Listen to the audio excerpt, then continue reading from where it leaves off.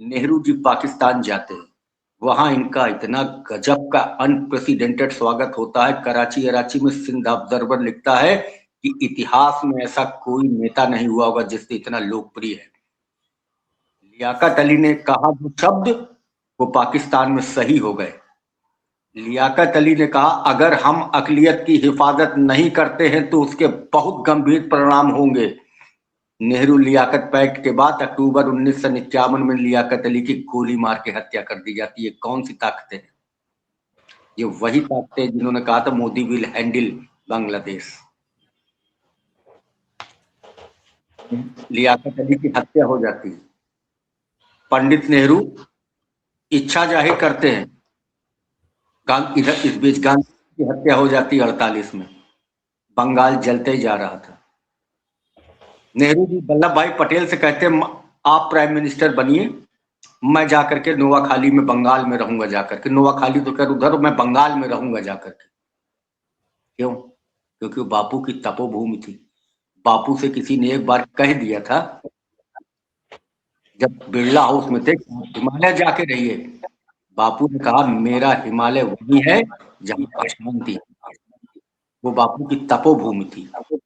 पंडित जी ने वहां जाना चाहा तब वल्लभ भाई पटेल ने पंडित जी से कहा कि आप जो कुछ करेंगे, आप वहां नहीं जाएंगे, जो कुछ करेंगे दिल्ली में रह करके करेंगे और प्रधानमंत्री की हैसियत से करेंगे। उसके बाद मैं एक अखबार पढ़ता हूं आपके सामने।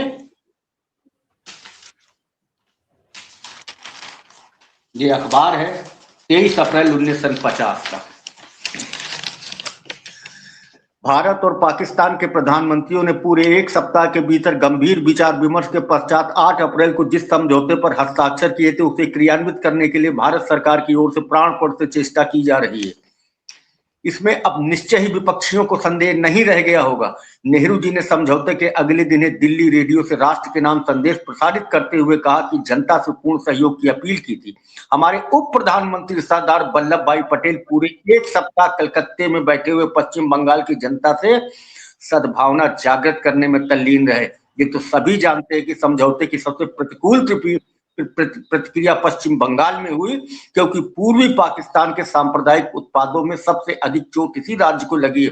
अतः सरदार पटेल का पश्चिम बंगाल की राजधानी में जाना अवश्य ही एक बुद्धिमत्तापूर्ण कदम है।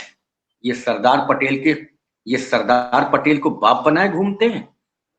सरदार पटेल भी बीमार रहते थे, अपनी जान लड़ाए वो बंगाल में कलकत्ता में पड़े हुए थे कि किसी तरीके से सांप्रदायिक हिंसा रुक जाए।